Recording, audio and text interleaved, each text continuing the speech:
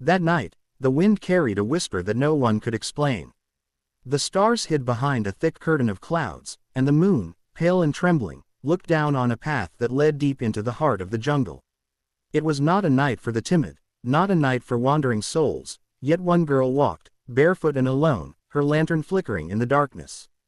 Her name was Liana. Liana was known in her small village as the Quiet One, the girl whose eyes were filled with both fear and fire. People said she never belonged there, that her soul was restless, her heart made for stories no one dared to tell. But that night, she walked not out of rebellion, she walked out of faith. There had been a message, written in ink and silence, delivered by a bird that was not native to their land.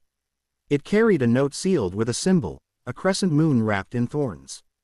The letter said only one thing: meet me where the river meets the fireflies. I will tell you what your dreams mean. No one else knew about it. No one could have understood. Because Liana's dreams were not ordinary. For months she had seen a man standing at the edge of the jungle, watching her. He said nothing, only smiled with eyes that seemed older than time. She would wake up trembling, hearing his voice in her head: when you are ready, come to me. And so, against reason, against fear, she went. Each step she took was swallowed by the forest floor. The air smelled of rain and secrets. The branches above her formed a crown of shadows. She could hear the night breathing, the rustle of leaves, the distant cry of an owl, the rhythm of her own heartbeat echoing louder than any sound. Liana was not foolish, she knew the danger. The jungle was not kind to wanderers, and the stories her grandmother told, of spirits who tricked the pure-hearted, of wanderers who never came back, all echoed in her mind. But something inside her was stronger than fear. It was curiosity, but also destiny, the kind that pulls you toward something you cannot name. Hours passed. Her lantern began to die. Then she saw it, a clearing filled with light that did not belong to fire or moon. Thousands of fireflies floated in the air, dancing like little spirits of hope. And there, standing in the center of it all, was the stranger. He looked exactly as he had in her dreams, tall, dressed in a cloak of silver mist, his eyes like pools of darkness that reflected everything and nothing at once. He smiled, but it was not the smile of a man. It was the smile of something beyond human understanding. You came, he said softly, his voice echoing in the air like a melody that belonged to another world. Liana wanted to run, she wanted to speak, but her lips trembled, her voice lost somewhere between her heart and her breath. Who are you? She finally whispered. I am what you call a stranger, he replied. But to you, I am something more. You have dreamed of me because part of your soul belongs here. Liana frowned. That's impossible. I was born in the village. I have never been here before. He took a step closer. Your body was born there. Your spirit was born here. You are not only who they think you are. A shiver ran through her. The air grew colder, and yet, she felt warmth spreading through her chest. Why did you call me here? Because your world has forgotten the truth, he said. You, Liana, carry the voice of the forgotten, those who once walked between worlds. You were the last of them. Her heart pounded. I don't understand. He looked at her, his gaze heavy with sorrow. You will. But first, you must make a choice. Once you cross the river, you can never go back. Your purity is not in your body, Liana, it is in your soul. What you choose tonight will define the balance of both worlds. She looked toward the river. It glowed faintly, reflecting the lights of the fireflies. It didn't look like water, it looked like liquid moonlight. What happens if I don't cross? She asked. Then the light dies with you, he said. Your village, your people, they will forget what it means to dream.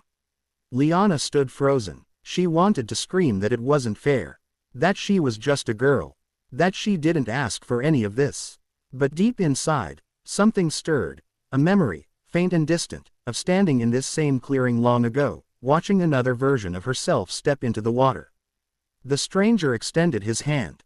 Trust me. She hesitated, her mind filled with questions, who he was, what it all meant, whether this was a test or a trap. But when she looked into his eyes, she saw no deceit, only infinite sadness and truth. She took his hand. The moment their fingers touched, light erupted around them. The fireflies swirled faster, the air vibrated with a sound that was not sound but something deeper, a pulse that came from the earth itself. The river rose, wrapping around her feet like silver vines. Liana gasped as visions flooded her mind. Images of a forgotten kingdom, of a time when humans spoke with the stars, when hearts could heal the world just by believing. She saw the fall of that world, the greed, the lies, the silence that followed. And she saw herself, standing at the heart of it all, a guardian reborn again and again through time, always forgetting, always returning. When the light faded, she stood in the same clearing, but everything was different. The stranger was gone. The jungle was silent, almost reverent. And in her hand, where his touch had been, was a mark, the crescent moon wrapped in thorns.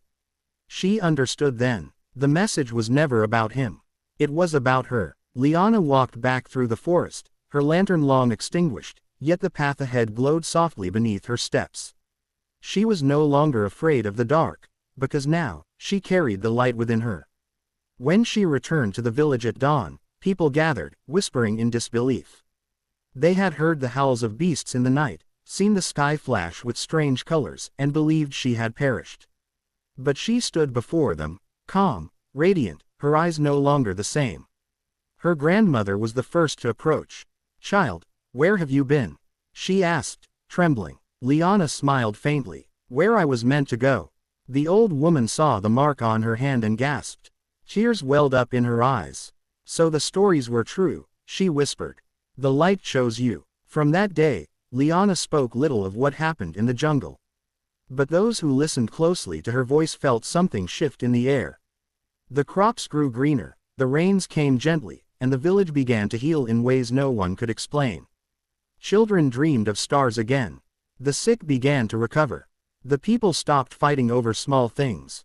And every night, when the moon rose high, they would see fireflies dancing near the edge of the forest, a silent reminder that some mysteries are not meant to be solved, only honored. As for Liana, she would often sit by the river, her reflection glowing faintly in the moonlight. Sometimes, when the wind blew just right, she would hear his voice again, distant but gentle. "You did well," it said. "The world remembers." Years passed. Liana grew older, but her beauty never faded. Some said she was blessed, others said she was cursed. But she paid no heed to either. Her purpose was not to be understood, it was to protect the fragile bridge between the human heart and the unseen world. And though no one dared to follow her into the jungle again, every full moon, a single lantern would be seen, floating deep within the forest, glowing softly. Some believed it was Liana walking to meet the stranger once more. Others whispered it was her spirit keeping watch. But the truth was simpler, and far more beautiful. She was not walking toward him, she was walking toward herself. Because sometimes, the stranger we fear meeting most is the one waiting inside us, the one who knows who we truly are, who calls to us through dreams and silence, waiting for the moment we are brave enough to listen. That was the night Liana became the story her grandmother once told. That was the night a girl walked into the jungle and came out as legend.